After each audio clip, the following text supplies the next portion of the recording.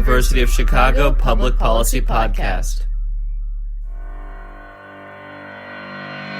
Under orders from the Secretary of Defense, women can now try out for all combat jobs in all services. We turn now to what some military officials call an enduring and pressing emergency, the rise in veteran suicides. But more than a dozen current and former cadets have told CBS News they reported their sexual assaults to the Air Force Academy only to then experience retaliation. Don't ask, don't tell is history, but there's still plenty to talk about. Hello and welcome back to Thank You for Your Service, a hard look at American civil-military affairs from the University of Chicago Public Policy Podcasts. I'm Nick Pareso. And I'm Thomas Krasnation. We're approaching the end of our second season, and before wrapping up, we wanted to take a new look at some of the ideas that kicked this whole podcast series off. The theoretical underpinnings of civil-military relations.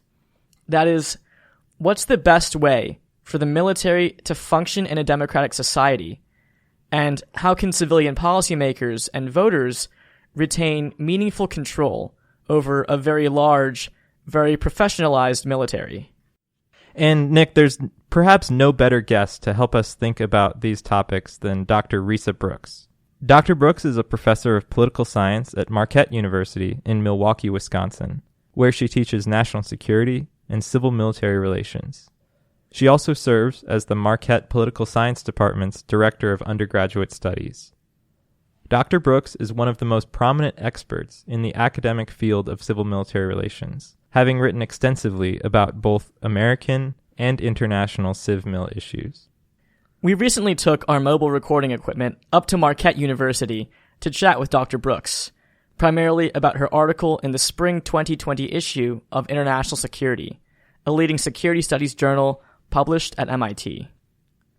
Her piece is called Paradoxes of Professionalism, Rethinking Civil-Military Relations in the United States, and it's a critical look at the theory of civilian control laid out by Samuel Huntington in his 1957 book, The Soldier and the State.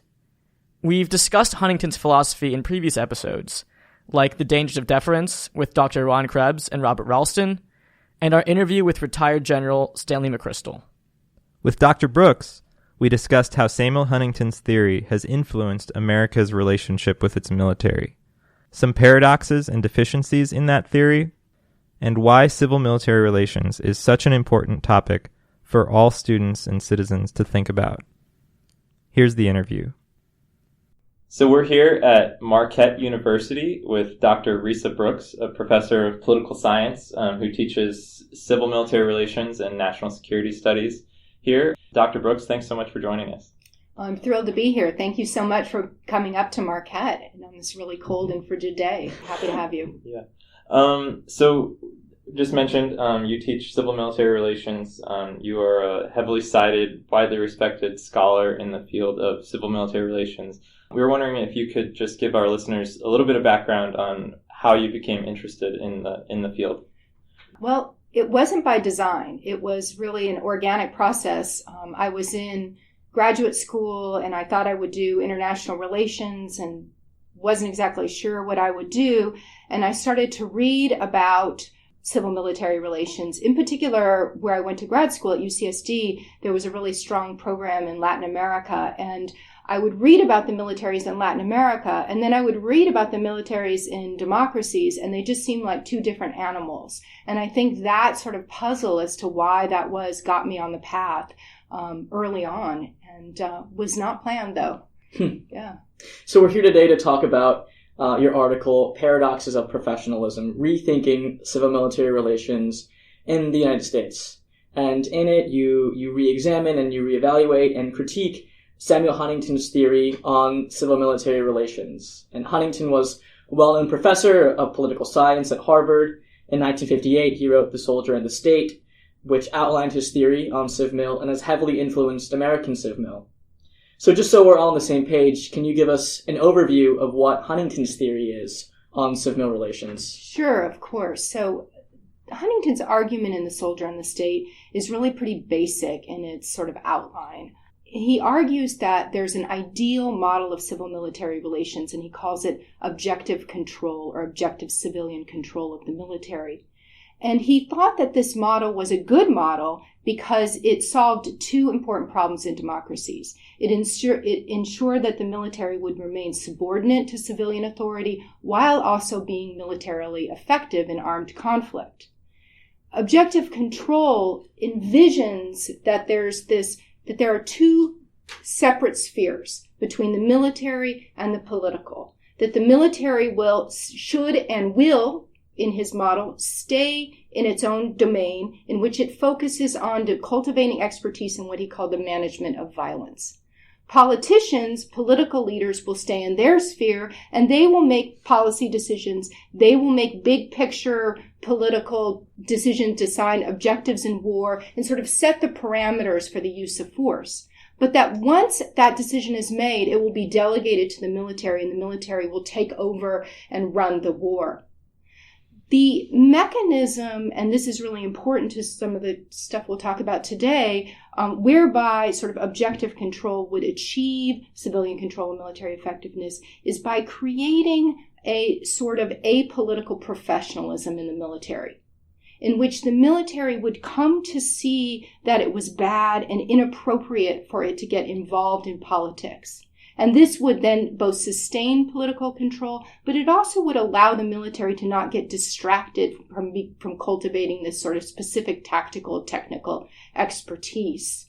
And so those are sort of the key logic of his argument. But I think it's important, if I talk a little bit about some of the implications of that and what that really means for what I call Huntington's norms of apolitical professionalism in the article. And I think we can summarize those into 4 different points. The first is that the model assumes that there is and that there should be clear domains of military and political activity, that those are distinguishable, discernible, and completely separate things. And this, of course, has been critiqued by people, most notably by Elliot Cohen in his 2002 book, Supreme Command. So it's not something that's uncontroversial, but it's a key part of Huntington's argument. And essentially, he is challenging implicitly the idea that military activity is infused with politics all the way down. So that's one key piece. A second is that Huntington supports a particular conception of how military and political leaders should interact in advisory processes. So he supports this idea that this sort of very transactional model in which, because there are these separate spheres, civilians sit around, make decisions, figure out what they want to accomplish with armed force. Then they call the military leaders, this is caricature a little bit, but more or less this is the model in which they ask them, okay, this is what we want to do. Okay, here is our guidance. Go back, give us some options. Military leaders come in the room, present 3 options to the civilian leadership. They either accept one of those or then go back ask for refinements on those options.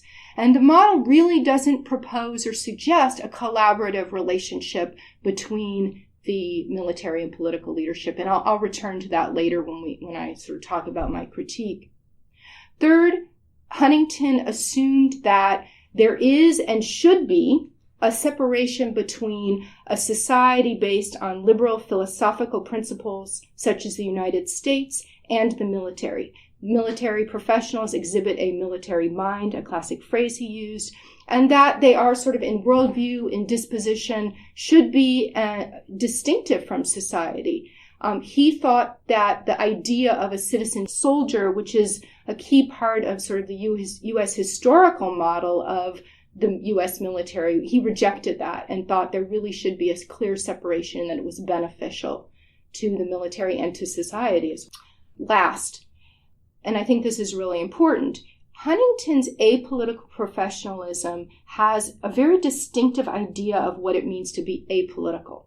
So it's not just rejecting partisan behavior, which everybody I think would agree is not a good idea for the U.S. military and its officers, but it requires sort of an abstention from engagement in politics in all sorts of ways, even intellectually and analytically. And if you read Huntington closely, you see how he makes those arguments. So it's this reflexive rejection of being politically aware or politically engaged, and in this very comprehensive way. So what you're saying is that we have these two spheres, one of our civilian policymakers who do all the politics, and one of the military that focuses on the military expertise and the profession. And the civilians dictate to the military what they want it to do, and they go off and do it. But other than that, there's not much interaction between these two spheres.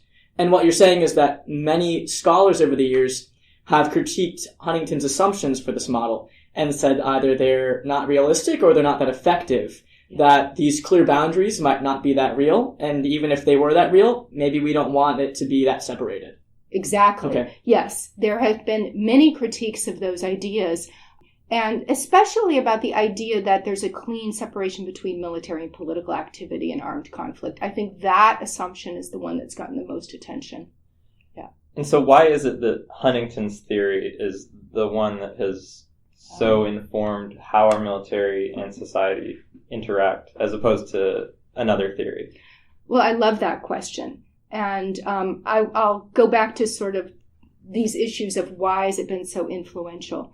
But I think that sort of to step back, it's important to kind of think about, where Huntington comes from and how we know we have this idea of Huntington. And I think if you talk to people who are sort of deeply immersed in those norms or sort of doing their job on the day to day, so they're not really thinking about them, Huntington's model has a lot of logic and natural appeal to it. But to really see how much it really is an argument and how distinctive it is, we have to go back in time a little and look at where it came from. And so let's go back just briefly to the late 19th century, early 20th century, when there was a debate within the U.S. military among its general officers about what should be the model of professionalism.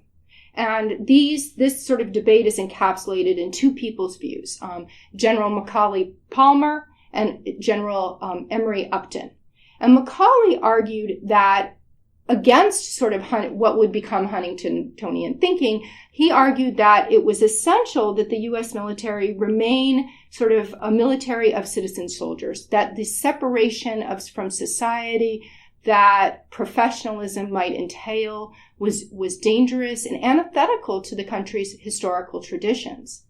Upton, however, argued that it was essential that we had that kind of separation and that it would do the things that Huntington later argued it would. It would ensure sort of military effectiveness, sort of maximize expertise, and a focus on the sort of military arts.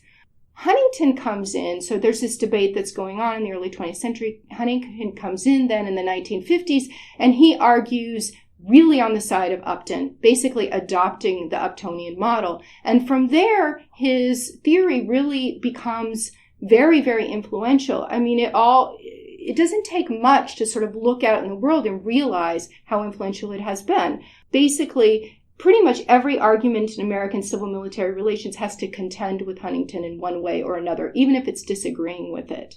And you see people like the former commandant of West Point and of the U.S. Army War College saying, talking about Huntington's influence, even if it's not by name, but the idea of the separation of spheres is being deeply embedded in sort of the lessons that officers learn from early in their careers.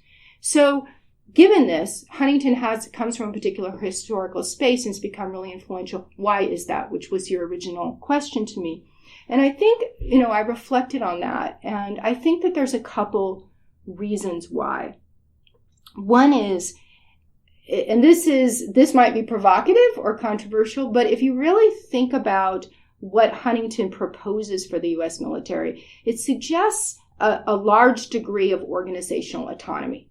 And if you've read people like Barry Posen's classic work, you know that military organizations, like all organizations, like autonomy, like to be sort of their own space and be free from civilian or outside influence.